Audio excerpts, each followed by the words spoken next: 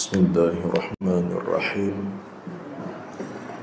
Alhamdulillahi rabbil alamin. Wassalatu wassalamu ala asyrafil anbiya'i wal mursalin Sayyidina wa maulana Muhammadin wa ala alihi wa sahbihi ajma'in. Qalu subhanaka la ilma lana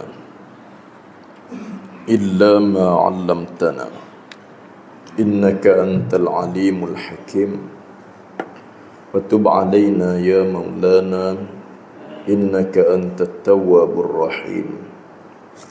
Fa inna asdaqal haditha kitabullah wa khairul hadyi hadyu Muhammadin sallallahu alaihi wasallam wa syarrul umuri muhdatsatuha wa kullu muhdatsatin bid'ah wa kullu bid'atin dhalalah wa kullu dhalalatin finnar. Amma ba'd. Muka surat 84. Hadis tengah tu masih lagi dalam hadis Asmaul Husna. قال المصنف رحمه الله تعالى ونفعنا بعلومه وعلوم شيخنا في الدارين آمين يا رب العالمين. وعن أبي هريرة رضي الله عنه أن رسول الله صلى الله عليه وسلم قال إن لله تعالى 99 أسماء 100 إلا واحدا. Bahawasanya bagi Allah 99 nama, 100 kurang 1. Man ahsaha dakhalal jannata, sesiapa yang menghitungnya sekalian 99 nama tu nescaya masuk syurga.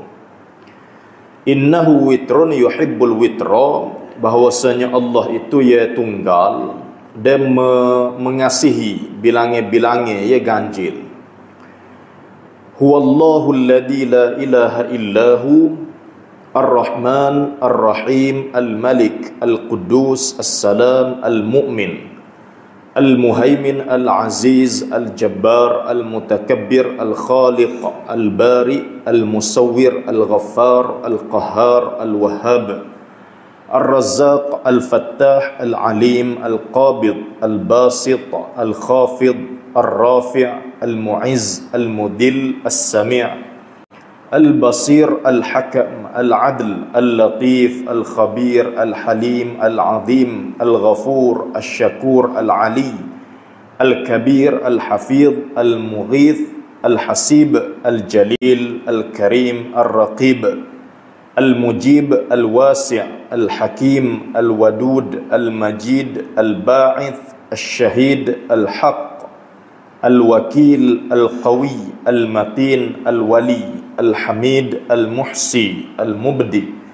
al-Mu'id al-Muhyi al-Mumit al-Hayyu al-Qayyum al-Wajid. Kita berhenti hari itu di Al-Majid. Ma makna Al-Wajid? Makna Al-Wajid itu ialah Al-Majid itu ialah kabirul ihsan. Ia sangat banyak berbuat kebaikan. Al-Majid ni pun ulama khilaf dah berkenaan dengan takrif ataupun definisi Al-Majid ni. Antaranya ialah kabirul ihsan, banyak berbuat baik, yakni kepada hambanya. Makna Allah Ta'ala tu berbuat baik kepada hamba, yakni diberi nikmat kepada hamba-hambanya. Bukan maksudnya berbuat baik kerana tuntut syarak, supaya kita makhluk, kita berbuat baik tu kerana dituntut oleh syarak. Allah Ta'ala berbuat baik dengan mana kemurahannya memberi nikmat kepada manusia. Kemudian lagi nama Allah Al-Wahid, Al-Mutafarridu Dhatan wa Sifatan. Al-Wahid yang bersendiri ataupun ia tunggal, nisbah zatnya dan sifat-sifatnya. Zat Allah ya tunggal, sifat-sifat Allah pun tunggal. Tu dibahaskan secara lebih panjang lebar dalam sifat 20 tu kan. Kalau kita belajar ilmu akidah, tu sifat 20 antaranya ialah sifat wahdaniyah, sifat keesaan. Allah Ta'ala tu so zatnya, so sifatnya, so af'al, so lagi tu perbuatan Allah. Tu dalam perbahasa ilmu akidah, kita yang mengaku sebagai ahlu tauhid, orang yang mengesahkan Allah, dia tu ciri-ciri khas ajaran Islam tu dah. Agama Islam tu disebut agama yang monotheism, agama yang berpegang Tuhan tu so. Agama Yahudi so lagi, tu pun dia mendakwa agama dia tu monotheism, meyakini Tuhan so. Yahudi pun sama, dia meyakini Allah satu-satunya Tuhan, dia tidak ada Tuhan selain daripada Allah. Cuma ia membezakan keesaan Tuhan di sisi Yahudi dengan kita Islam. Orang-orang Yahudi tu walaupun dia mendakwa Tuhan tu so, tapi dia masih buat syibih ataupun tashbih, penyerupaan Tuhan dengan makhluk. Jadi dia walaupun dia dakwa Tuhan tu so hanya nisbah bilangan, bukan nisbah zat, bukan nisbah sifat, bukan nisbah af'al, perbuatan, bukan. So nisbah bilangan ni maksudnya Tuhan yang sebenar tu so dari segi bilangan. Tapi Tuhan yang didakwa orang Yahudi tu, zatnya, diri Tuhan tu ada kesamaan, ada penyerupaan dengan kita, dengan makhluk.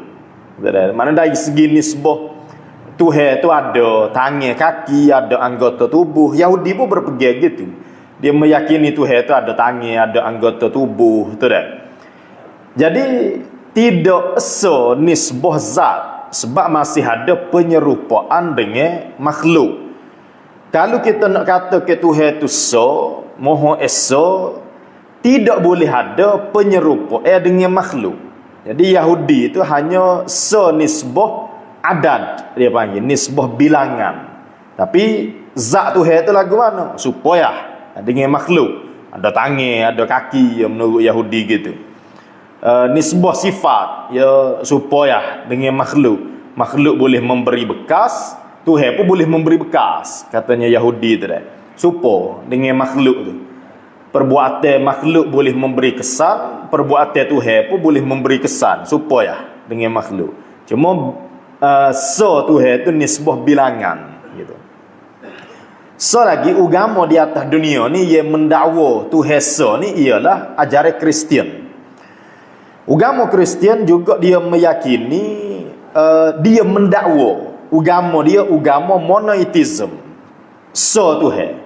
Tapi tanakut ajaran Kristian tu bercanggah dengan dakwa dia mendakwa meyakini Tuhan tu so, tapi dalam konsep ketuhanan Kristian tu dia meyakini Trinity. Dia ada konsep Trinity. Trinity itu tiga dalam so tu dah. Artinya Tuhan yang benar tu Allah tu satu Tuhan. Kemudian Allah ni meresap dalam dirinya Nabi Isa, sehingga Nabi Isa tu pun layak dikatakan Tuhan. Gitu dah. Ada Tuhan ayah, Tuhan anak gitu. Jadi akhirnya ada konsep Trinity dalam ketuhanan yang difahami oleh Kristian. Trinity itu sendiri tiga. Gitu dah. So tu mesti so. Jadi tu kata tanakut, ada percanggahan. Dakwa orang Kristian tu dia tu agama yang meyakini Tuhan so, tiba-tiba dalam pemahaman dia adanya konsep Trinity. Tiga Tuhan. Gitu dah. Jadi tiga dalam so tu sudah bercanggah dengan akal fikir yang waras, gitu dah. Mana boleh kita menerima so tetapi tiga, gitu dah. Tak boleh. Kalau desa bermaksud dia tidak berbilai. Kalau dia tunggal maksudnya tidak berbilai. Gitu dah. Kalau dia mengatakan dia anak tunggal, dia mesti sorang dia ya. Anak dia tak ada adik-beradik, gitu dah. Kalau dia ada adik-beradik tapi meninggal, itu bukan tunggal. Gitu dah. Kahwin anak tunggal. Tak ada abang dia mu. Ada mati dah. Kalau gitu bukan anak tunggal. Gitu dah. Anak tunggal tu memang asal dia soda. Jadi orang Kristian tu sudah salah cara berfikirnya. Dia mendakwa agama dia tu monoteism, meyakini Tuhan esa tapi memperkenalkan konsep Trinity, 3 Tuhan. Jadi kadang-kadang mendakwa Tuhan esa tiba-tiba mendakwa Tuhan 3. Tu sudah bercanggah tu. Dua pernyataan ya bercanggah. Dia tu tidak boleh diterima dalam akidah, gitu dah. Selain Islam, Yahudi, Kristian, tak ada dah. Agama di atas dunia ni ya mendakwa agama dia tu monoteism. So Tuhan tak ada dah. Hanya 3 agama ni lah. Dia tu boleh berhujah pula tu dah untuk menjawab adakah betul Yahudi tu ajaran tauhid. Sebenarnya dah. Adakah betul orang-orang Kristian tu ajaran tauhid? Sebenarnya dah, gitu dah. Jadi akhirnya ya betul-betul ajaran tauhid Tuhan itu hanya Islam sebenarnya. Di sisi kita Islam, bila kita mendakwa Tuhan itu bersifat dengan wahdaniyah, Tuhan itu so tu bukan hanya bilangnya, tapi ni sebuah zat, ni sebuah sifat, ni sebuah perbuatan. Itu maknanya lagu mana? Tuhan itu ni sebuah zat, tidak ada sesuatu pun ia dirinya menyerupai zat Tuhan. Tidak ada satu zat pun, zat makhluk ni, diri makhluk, ia menyerupai zat Tuhan daripada mana-mana sudut. Ya, kalau zat makhluk tu mempunyai anggota tubuh, maka Tuhan bukan jenis beranggota tubuh. Kalau zat makhluk tu mempunyai saiz besar kecil, maka zat Tuhan bukan jenis mempunyai saiz besar kecil, halus kasar, tak ada. Kalau zat makhluk tu memiliki timbangan berapa kilo, berapa gram, maka zat Tuhan bukan jenis memiliki timbangan. Jadi dia ya. Tidak ada ya zat menyerupai dia. Itu maknanya konsep wahdaniyah dalam agama Islam.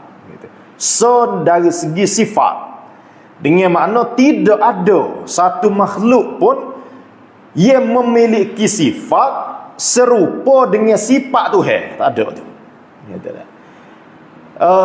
Kalau dikatakan Tuhan tu bersifat kuasa, kuasa Tuhan tu memberi bekas, memberi kesan, maka kuasa makhluk tidak ada kesan.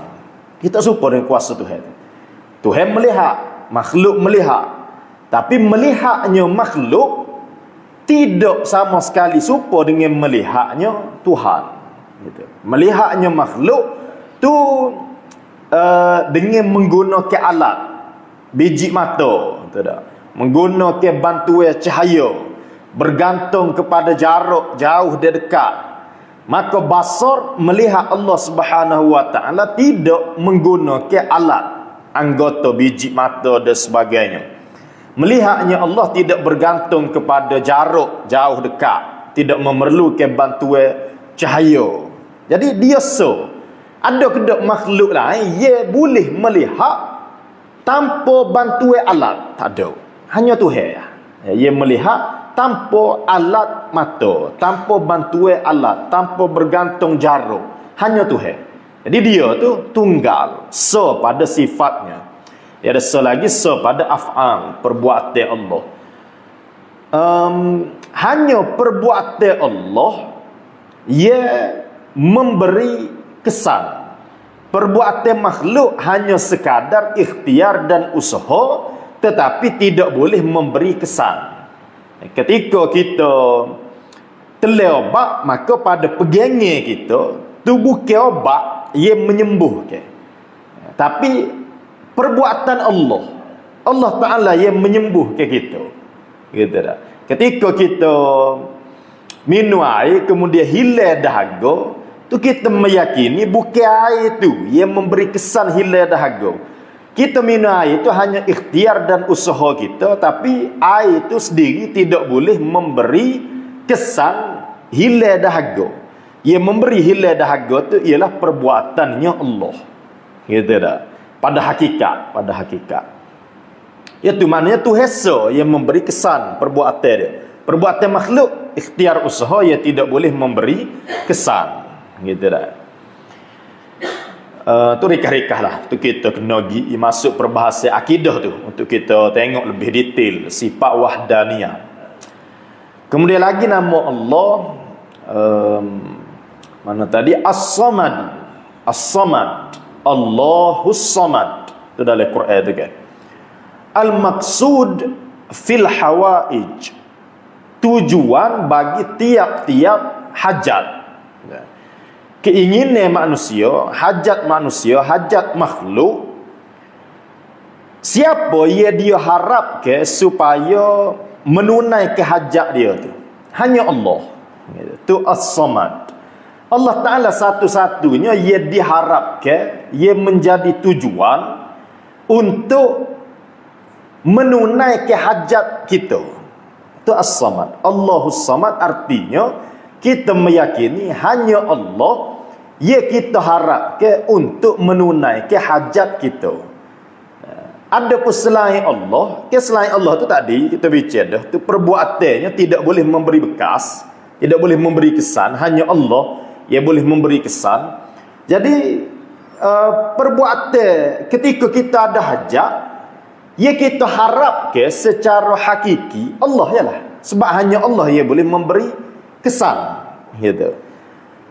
Makhluk tidak boleh memberi kesan, dia hanya boleh berikhtiar, boleh usaha, tapi tak boleh beri bekas, tak boleh beri kesan. Jadi akhirnya kita hanya mengharap Allah ialah ia boleh memberi kesan. Itu makna As-Samad. Allah satu-satunya ia diharapkan untuk menunaikan hajat-hajat kita, keperluan kita. Minta tolong kepada makhluk tu hanya perbahasa syariat, tak ada perbahasa adat. Jadi kalau gitu tak boleh kalau kita minta tolong ke makhluk, tak ada masalah. Tu hanya syariat mengharuskan kita untuk minta tolong sesama makhluk. Ta'awanu 'alal birri wat taqwa. Hendaklah kamu saling tolong menolong di dalam kebaikan dan takwa. Jadi kita pun minta tolong kepada orang, minta berhutang, minta tolong selesai masalah kita, tak ada masalah, tu syariat. Tapi pegangnya hati kita, ia boleh menyelesaikan masalah kita ni hakikatnya hanya Allah. Kalau sekali pun pada zahir kita minta tolong dengan orang, kemudian orang tu pun tolong selesai masalah kita, yang menggerakkan dia boleh tolong kita tu juga Allah, gitu kan. Jadi akhirnya Allah ya ia menunaikan atau menghilangkan, menyelesaikan masalah kita tu, mengkabulkan hajat kita. Kita ada satu hajat memerlukan piti 100. Jadi kita pun pergi minta tolong dengan orang, minta pinjam 100. Tak ada masalah. Itu syariat. Tapi pegangnya hati kita, dia menipu hala piti 100 tu kan. Pegangnya hati kita, ia mendatangkan rezeki kepada kita tu hakikatnya Allah. Allah yang menggerakkan hati dia untuk kita 100. Gitu tak? Perbuatan makhluk yang tidak memberi bekas, tidak memberi kesan. Allah berlaku pada hakikatnya. Itu As-Samad. Kemudian lagi nama Allah Al-Qadir. Ay Al-Mutaqaddiru bil Qudrah. Al-Mutafarridu bil Qudrah. Ia bersifat dengan kuasa. Al-Qadir yang memiliki sifat kuasa. Itu dalam ilmu akidah dibahas ke panjang lebar tu dah. Sifat kudrat, sifat kuasa Allah. Gitu dah. Daripada salah faham sifat kuasa Allah tu terbitnya satu firqah, satu faham yang sesat dinamakan firqah Qadariyah, Mu'tazilah Qadariyah. Salah faham sifat kudrat, terbitnya lagi faham sesak namanya Mu'tazilah Jabariyah. Itu jangan main-main tu. Sifat kudrat Allah tu kalau kita tidak ngaji mengikut huraian ulama-ulama ahli sunnah wal jamaah, mungkin seseorang tu salah faham. Dia faham sifat kuasa Tuhan ni begini. Mungkin kefahaman dia tu sebab dia tak ambil daripada ulama-ulama ahli sunnah wal jamaah. Mungkin sebenarnya dia faham tu sudah jatuh fahaman qadariyah. Kau dia dosa besar setiap masa kerana berpegang dengan akidah yang salah. Ya. Kerana dia tak ngaji mungkin dia faham berkali kuasa Tuhan ni begini. Boleh jadi sebenarnya fahaman dia tu Jabariyah, bukan ahli sunnah wal jamaah. Jadi untuk dia memastikan kefahaman dia berkenaan dengan sifat kudrat, sifat kuasa Allah tu betul, dia mesti ngaji gitu dah. Mesti ngaji kitab-kitabnya ulama ahli sunnah wal jamaah supaya dia tahu rupanya gini sifat kuasa Tuhan ni yang dihuraikan ulama-ulama ahli sunnah. Dia kena tahu juga qadariyah tu pergi lagu mana. Sifat kudrat kau diterangkan dalam ilmu akidah. Jadi kita pun jangan berpegang gitu. Kalau kita berpegang gitu jadi qadariyah gitu. Kita kena ngaji juga Jabariyah ni dia pergi lagu mana kuasa Tuhan. Bila kita ngaji kita akan tahu rupanya gitu Jabariyah pergi. Jangan pergi supaya dia nanti jadi Jabariyah gitu. Kalau ahli sunnah wal jamaah duduk tengah-tengah, qadariyah tu terlalu ekstrim dalam memahami sifat kuasa Tuhan. Jabariyah tu terlalu tasahul, terlalu longgar dalam memahami sifat kuasa Tuhan. Ahli sunnah wal jamaah dia duduk tengah, tidak terlalu ekstrim, syadid, ketat, tidaklah terlalu longgar gitu dah. Itu kena pergi perbahasan akidah lah. Pasti ke kita tu belajar ilmu akidah, pasti ke kita tu ada kitab akidah ya kita belajar. Tu jangan bermudah-mudah dah dengan ilmu akidah tu. Perbahasan akidah tu cukup sulit. Kalau kita kalau tidak apa-apa tu Nabi siapa menyebutkan dalam hadis umat Islam tu akan berpecah sehingga 73 firqah. Ni kalau mengikut pandangan Syekh Muhammad Awamah tu 73 firqah ni orang Islam tapi berpecah. Salah faham dalam bab akidah akhirnya jadi firqah Syiah, jadi firqah Mujassimah, jadi firqah Musyabbihah, jadi Wahabi, jadi Khawarij, jadi Mu'tazilah, ada lagi Murji'ah, ada lagi dia kita sebut tadi Qadariyah, Jabariyah dan sebagainya tu kan. 73. Tolak ahli-sunnah wal jamaah firqah ya selamat, ya 72 tu. Firqah ya tersesat. Kalau kita tidak ngaji kitab-kitab akidah ulama-ulama ahli-sunnah wal jamaah, apa jaminan pegangnya kita berkenaan dengan Tuhan, berkenaan dengan Nabi tak jatuh dalam 72 firqah yang sesat tu? Apa jaminan? Tak ada ke? Ada. Kita mesti ngaji kitab-kitab akidah ahli sunnah supaya kita boleh jamin ya akidah kita tu akidahnya ahli sunnah wal jamaah.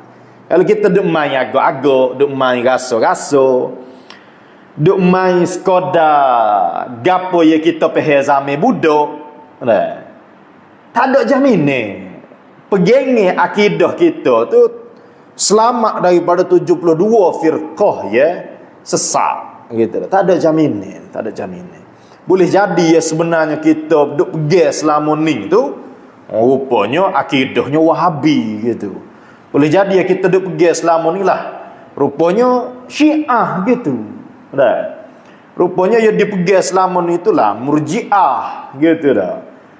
Akhirnya kena kembali kepada ilmu. Dan ilmu tu diambil dengan cara mengaji berkitab. Dia kitab ya kita nak ngaji tu pula pasti ke kitab ya muktabarah, kitab ya muktabar, kitab ya diambil kira, diiktiraf oleh ulama-ulama gitu dah. Tu jangan ngaji kitab ya pelik-pelik, tok haji orang ngaji gitu dah. Tu orang tok haji kena, tu guru pun tok kena kitab tu tiba-tiba ngaji gitu dah. Bahaya tu, bahaya dah.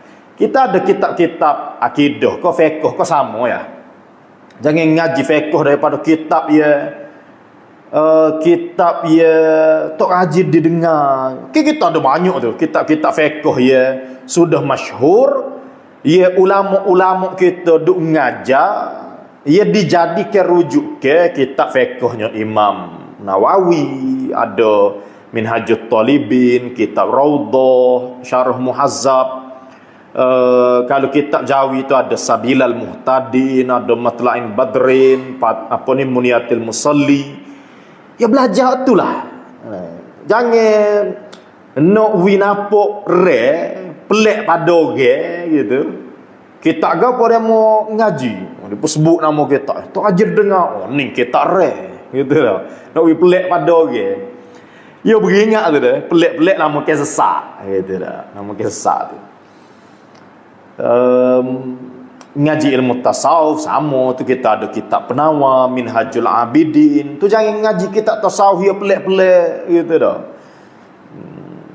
Ya kitab mana kitab tu guru ambo sendiri tulis gitu. Siapa ya tashih, siapa ya menyemuk kitab tu memastikan isi kandungannya sahih. Ya, ada kitab-kitab baru tu misalnya Pati Muniyatil Musalli, Pati Faridatul Faraid, Syekh Abdullah Al-Jambui itu tidak dinafi ke kitab baru. Tapi ada guru yang mentashih. Tu Syekh Abdullah Al-Jambui itu kalau Pati Muniyatil Musalli lebih 10 orang tok guru, dia giata kitab tu sebelum cetak tu. Dia giata ditashih dulu, disemuk dulu, diyakini sahih. Yo tok guru yang kedua pula, ketiga pula, 10 orang tok guru. Barulah dicetak gitu dah. Tu tak apa, tak ada masalah walaupun kitab baru. Ni kitab-kitab yang pelik-pelik tu jangan tebing tu, jangan tebing tu. Tu sangat bahaya tu dah. Tradisi kitab. Ulama-ulama dulu menulis kitab tu tak ada. Ulama yang tulis kitab siap terus cetak, terus mengajar. Tak ada. Mesti kitab-kitabnya para ulama tu apabila ditulis, maka akan ada ulama lain yang mentashih, memastikan kitab tersebut sahih. Walaupun ulama setaraf Imam Asy-Syafi'i radhiyallahu taala anhu.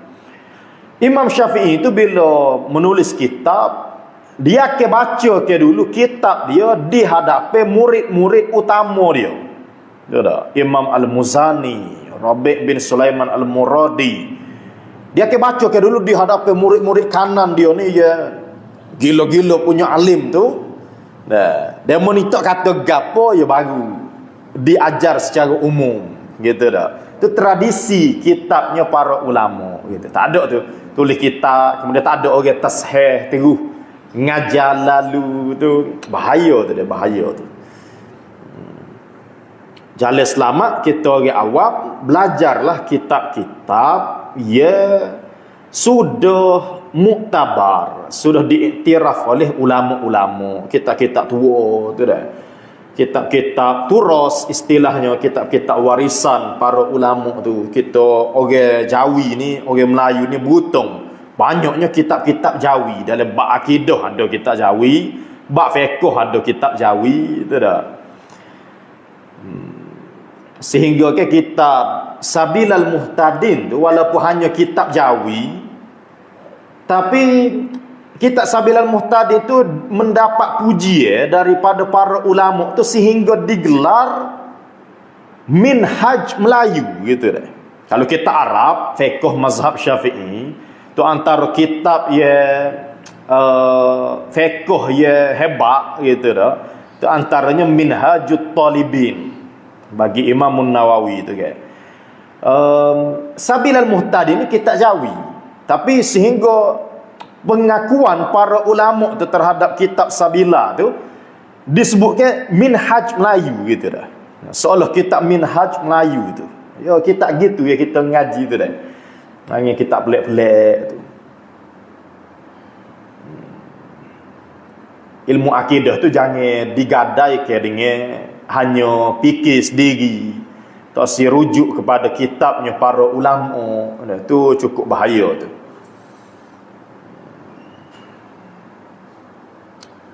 Kemudian lagi nama Allah Al-Muqtadir. Alladhi yaqdiru ala ma yasha. Ia menetapkan perkara yang dia kehendaki. Ia meletakkan kadar. Tu Al-Muqtadir. Ia meletakkan kadar sesuai dengan apa yang dia kehendaki. Allah Ta'ala berkehendak si pula tu mati usia 60. Maka itulah ketetapan Allah. Dia menetapkan usia 60 mati gitu dah. Dia menetapkan sesuatu sesuai dengan keinginannya. Dia menentu dia nak 60 ya 60. Dia menentu si pula tu umur dia. Jadi tak ada lah kata Tuhan tu nak si pula mati umur 60 tapi tiba-tiba menentukan si pula tu mati umur 70 tak sesuai dengan keinginan dia. Ya, mustahil gitu. Ketika Tuhan berkehendak supaya si pula tu mati umur 60, maka ketentuannya artinya ketentuan Allah tu 60 mati. Gitu dah. Dia meletakkan kadar sesuai dengan keinginannya. Makhluk ke tidak gitu ke kita.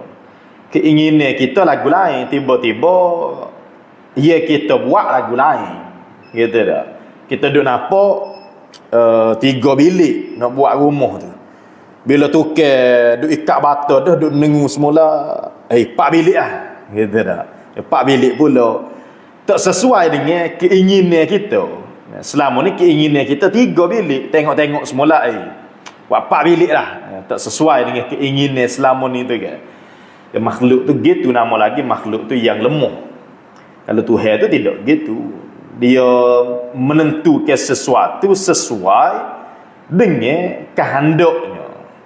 Kehendak Tuhan tu artinya ketentuan Tuhan. Dia berkehendak ya dia menentukan dia buat gitu dah. Lagi nama Allah Al-Muqaddim. Al-Muqaddimu Al-Muakhiru alladhi yuakhiru ma yasha. Man yasha gitu dah. Al-Muqaddimu yang mendahulukan, Al-Muakhiru yang mengakhirkan. Dengan kuasa Allah tu ada ya dia dahulu ke dan ada ya dia akhirkan. Al-Muqaddam, Al-Muqaddimu, Al-Muakhiru. Ada ya dia dahulu ke, ada ya dia akhir ke. Dia mendahulu ke nenek moyang kita berbanding kita. Dia mendahulu ke satu kumpulan masuk syurga dulu. Kumpulan sahabat, kumpulan para nabi. Berbanding orang-orang awam tu masuk syurga kemudian. Dia mendahulukan umat Muhammad sallallahu alaihi wasallam sebagai penghuni syurga dibandingkan dengan umat-umat lain. Itu Allah Al-Muqaddim. Dia berhak mendahulukan siapa yang dia kehendaki. Walaupun kita tu umat terakhir, tapi Allah berhak mendahulukan kita untuk masuk syurga tu dah. Dia Allah berhak mengakhirkan siapa yang dia kehendaki. Umat Nabi Adam, umat Nabi Idris, umat Nabi Nuh, umat yang awal, tapi diakhirkan oleh Allah. Nanti masuk syurga nanti. Umat Nabi Muhammad dulu. Ya dia berhak tu namanya lagi pun Al-Muakhir. Dia berhak mengakhirkan siapa yang dia kehendaki. Orang sehat jaga orang sakit, tiba-tiba dia sehat mati dulu. Banyak gitu kan? Banyak tu. Hak sakit tak mati-mati. Gitu dah. Bahkan kamu pernah dengar tu satu orang cerita 3 orang jaga si ayah sakit, bini dia jaga, tok laki dia sakit, anak jatuh jaga, anak tino jaga. 3 orang sehat belaka ni jaga orang sakit. Mula-mula bini mati, hak sakit ni tak mati-mati lagi. Selai 2-3 bulan anak jantan dia mati. Selai 2-3 bulan anak tina dia mati. Hak sakit tak mati-mati. Cuma lah ni mati dah lah, mati belakang lah ni tu. Tapi hak sakit tu mengelah. Mati tu dah. Orang cerita tu. Al-Muakhir. Allah Ta'ala berhak mengakhirkan siapa yang dia kehendaki. Tak mesti mengikut adat kebiasaan sipir biasa dunia gitu dah. Sipir biasa dunia umur banyak mati dulu gitu dah. Itu sipir ghalib dunia tu. Ya sakit mati dulu. Tapi tidak, Allah yang berhak mengakhirkan gitu. Dia kerja kuat, tak kaya-kaya, hak duduk saja kaya dulu. Nah, dia al-muqaddim, Allah mendahulu ke orang ni kaya, dia mengakhir ke orang tu. Nah, dia mau nanti kaya gitu dah. Itu kalau kita betul-betul menjiwai nama Allah Al-Muqaddim Al-Muakhir, ya kita tu tak ada masalah kalau kita tu lewat sedikit gitu dah. Orang lain cepat. Ketika kita cepat dapat sesuatu, orang lain lambat, ya kita bersyukur. Ketika kita lambat dapat sesuatu, orang lain cepat, ya kita boleh bersabar gitu kan. Ada orang umur berapa dah? 50. Tapi masih duduk rumah sewa. Keretanya kereta second. Ada orang umur 30 rumah sendiri, kereta baru gitu dah. Ya Allah Al-Muqaddim, Allah Al-Muakhir, dia mendahulu ke siapa yang dia kehendaki, dia mengakhirkan siapa yang dia kehendaki. Kita umur 50 duduk rumah sewa lagi, tak ada masalah. Allah yang berhak mengakhirkan kita gitu dah. Kahwin tu nikah 10 tahun, anak 8 gitu dah. Kembar 3 tu kita nikah 10 tahun lah anak 2 orang gitu. Allah yang mengakhirkan, Allah yang mengawalkan, tak ada masalah. Kita redha tu dah. Ya kalau kita betul-betul menjiwai Al-Muqaddim Al-Muakhir. Nah, kemudian nama Allah Al-Awwalu Al-Akhiru. Akhirnya Allah Ta'ala tu seolah nak mengajar kita tu, ya sebenarnya awal Allah. Al-awwalu as-sabiqulil asya. Dia yang mendahului segala sesuatu. Gapo sekarang tak ada, dia ada dah. Jadi Allah Ta'ala tu nak mengajar kita tu seolah-olah bapa saya lambat gitu dah, orang lain cepat, orang lain tu berprestasi cepat maju, saya lambat. Tak ada masalah. Hak Allah akhirnya ia betul-betul awal, ia mendahului segala sesuatu. Hanya Allah, dia al-awwal, dialah ia mendahului segala sesuatu. Gapo sekarang tak ada, Tuhan itu sudah ada. Al-Qadim, sedia kala dia sudah ada. Ya sebenar-benarnya Allah gitu dah. Al-akhiru al-baqi ba'da kulli syai'. Setelah segala sesuatu binasa, Allah Al-Baqi, masih kekal. Itu nama Allah Al-Akhiru, dia yang terakhir. Segala sesuatu binasa, Allah masih kekal gitu dah. Jadi kita berasa kita sudah akhir lewat, tidak. Segala sesuatu itu sebenarnya akan berakhir dengan binasa. Ya kita berasa kita ni sudah terlewat. Ya sebenarnya orang-orang ya maju, berprestasi, mewah, sebenarnya dia akan berakhir dengan kebinasaan juga tu. Ia kekal betul benar hanya Allah. Dia ya betul-betul akhir. Segala suatu binasa dia masih kekal. Ya hanya Allah gitu dah. Makhluk tu walaupun hebat lagu mana pun akhirnya binasa gitu dah. Tidak akan kekal. Allah Al-Akhir. Jadi seolah Tuhan nak ajar kita, ya jangan deki dengan orang-orang yang maju, orang-orang yang berjaya, kerana akhirnya ialah binasa gitu dah. Jadi tak payah teki dengan orang-orang yang maju tu, akhirnya ialah binasa. Nah, kita tak maju tak ada masalah. Orang yang maju pun akhirnya binasa. Ya betul-betul akhir dengan makna kekal selama-lama tu hanya Allah gitu dah. Jadi saling berkait al-muqaddim, al-muakhir, al-awwal, al-akhir. Wallahu alam. Sikit lagi Asmaul Husna, kemudian kita akan baca ke az-zahir al-batin. Wallahu